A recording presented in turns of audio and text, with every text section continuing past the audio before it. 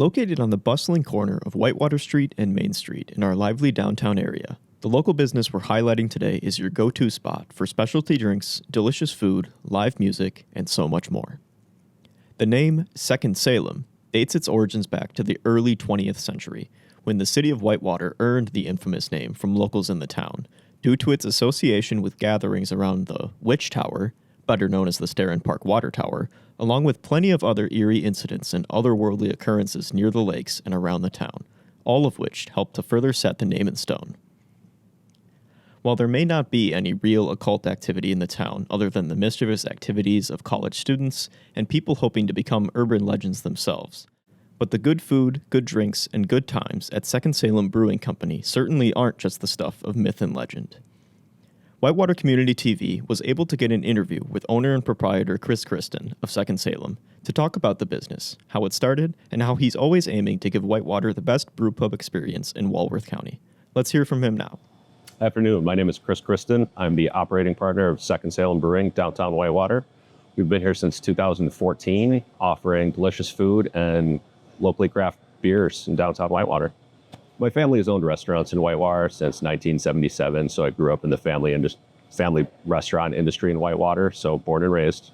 In 2010, I took over my father's family restaurant with the goal of transforming it into a type of establishment that you find in Milwaukee and Madison. Not high-end, but a little more unique to the times and trends. Whitewater is a very blue-collar town at heart, and we wanted to take that heart blue-collar style of food and transform it into something a little more fun with modern times. Second Salem provides a lot of things from Whitewater. It gives Whitewater's local folklore and our lean into the history of Second Salem, the Pride Institute, and witchcraft folklore in Whitewater. It gives it exposure on a local and on a national level. By using Second Salem and Whitewater's local folklore, it's given us exposure on the local Discovery Channel, the Wisconsin Travel Channel, and it's given us exposure on the National Discovery Channel as well.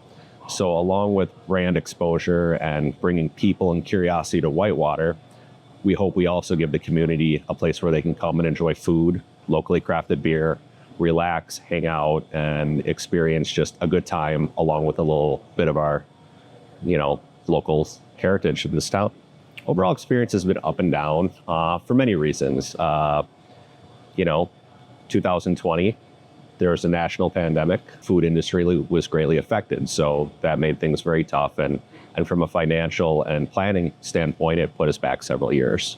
Whitewater is a tricky town. As I said, it's very blue-collar at heart, but it has a Whitewater kind of false perspective because of the university and higher education, that white-collar, maybe a little more formal education. So it's trying to figure out where to lie. Locals want comfort food. They want simple. They want what they know. College kids still want the cheapest thing they can find. And we try and also offer something a little bit nicer. So it's figuring out where the trends go in town, where the trends go in industry, playing with the university's schedule, because that really dictates the driving force for business in Whitewater. And then hopefully there are no national epidemics that cause hiccups either, because that's really been the big game changer, because that not only shut down business, but the brewing industry and the attached to the brew pub really changed the dynamic of the business as well. So it's been pivoting on that. I have several memorable moments. Some are positive, some are negative. When we first announced we were going to do the brew pub as Second Salem, the idea of Second Salem and the folklore of witchcraft was still very taboo in Whitewater. There was no spirit tour, there was nothing like that. And my business partner and I, Thayer Coburn, we actually got accosted several times when we were out and about at beer shows and tastings in different bars of people telling us we were going to curse ourselves and hex ourselves, and they took it very serious. So entertaining things such as that, to also seeing how by us breaking that barrier, we inspired the spirit tour, which Whitewater has started to lean into it.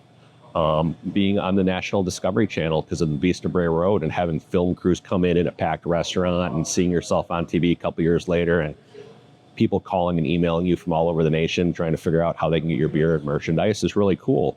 To the camaraderie and community of the brewing industry is fantastic. It's really a brotherhood. If there's anything I need, I can reach out to a local brewery, and right there.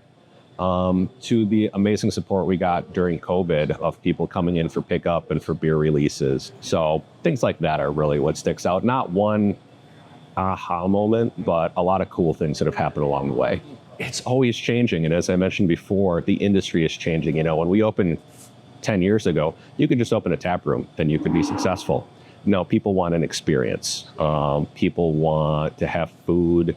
They want to have a story. They want to have a good time. They want to feel welcome. We're seeing all over the nation breweries closing.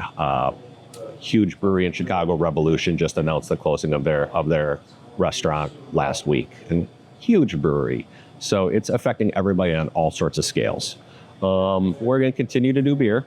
We're going to continue to do food on the local aspect, kind of focus on the food within Whitewater. We do self-distribution for our beer. So we in about 7 or 8 grocery stores within a 25 minute, 25 mile drive time. Slowly work our way into some tap rooms as well. And our current plan is we do have a private events room that we're probably going to start working away from. And we're probably going to jump on this new trend of vintage adult arcades. I think we're going to take that, and we're looking at the beginning of next year, maybe turning our back room into like a 1980s style arcade, the kind I grew up with, where you got to pump tokens into a machine and the 32-bit games, no headsets or PlayStation controllers that kids can do. It's pump quarters in and play some Donkey Kong, some Shinobi, Double Dragon, Street Fighter, and hopefully inspire a place that people can come out to, get food, have a little bit of entertainment. University kids will hopefully come down to just a little bit more of everything. With a broad selection of drinks that's always being refreshed, a solid selection of staple Wisconsin dishes, and a one-of-a-kind atmosphere, Whitewater is proud to have Second Salem in our downtown. Give them a visit at 111 West Main Street and check out their website at www.secondsalem.com for more information about their hours, food menu, drink selections, and more. Thank you for watching.